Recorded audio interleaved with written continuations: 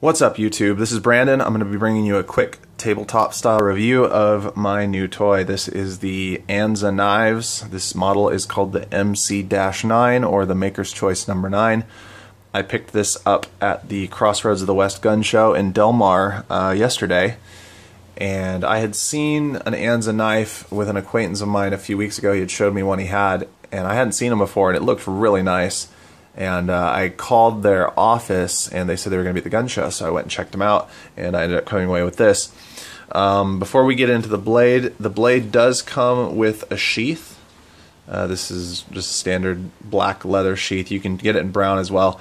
Unfortunately, before I left, I didn't bother really checking the sheath because I was too busy playing with the knife, and I ended up grabbing a sheath that had a popped seam in the bottom. So I don't know if I'll return it. I live close by, so I might be able to go exchange it, but I don't really care. I plan to get a Kydex sheath made, so I might just forget about it and get the Kydex sheath. So that's that. Moving on to the blade.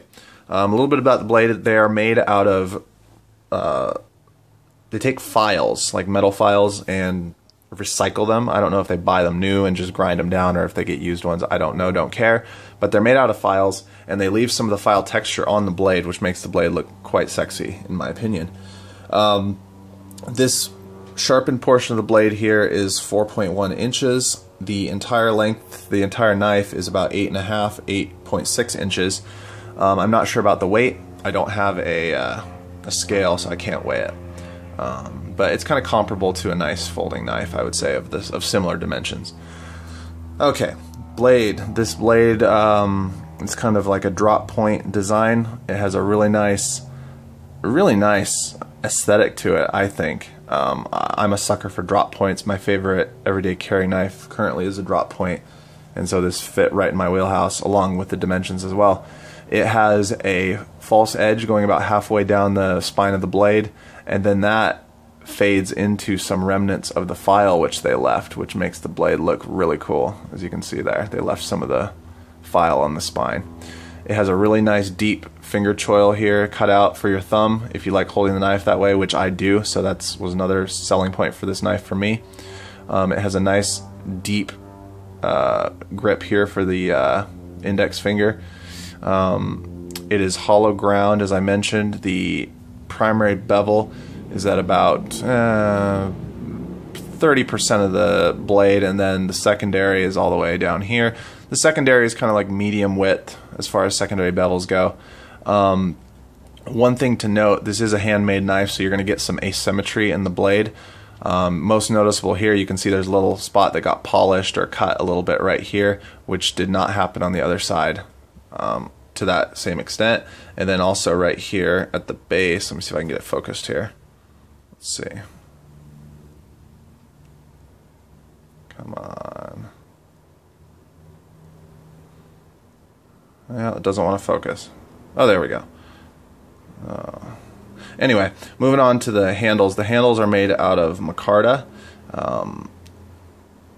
As you can see, because it's handmade, you can get a little bit of asymmetry there as well. Oh, here's what I was meaning to show you. So you can see this is ground slightly higher than the other side, and the micarta is also not quite symmetrical. One side's thicker than the other, and the same thing is true all the way down to the butt. So you can see this side cuts in a little bit tighter. For me, I don't really care. I'm going to be using this knife every day, so the asymmetry doesn't bother me. But if you're a OCD person that likes to have everything symmetrical in your knives, make sure to handle the one you want and make sure it's been cut to your exacting specifications. Okay?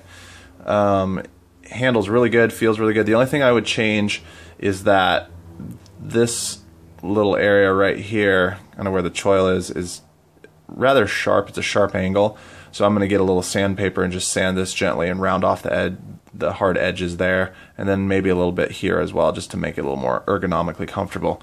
Other than that, very sexy knife. I would highly recommend it for $90. I think it's a fair price for it.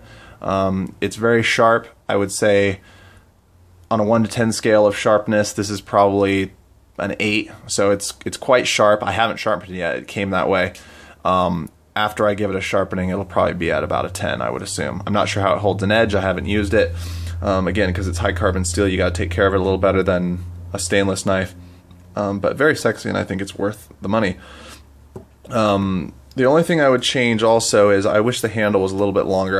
My EDC knife is my favorite is this Emerson. It's a CQC 11, and as you can see, I'm a sucker for this kind of blade design because it's very similar, but the handle is quite a bit larger, and I wish this handle was similar dimensions to this because it would feel a lot better, marginally better in my hand.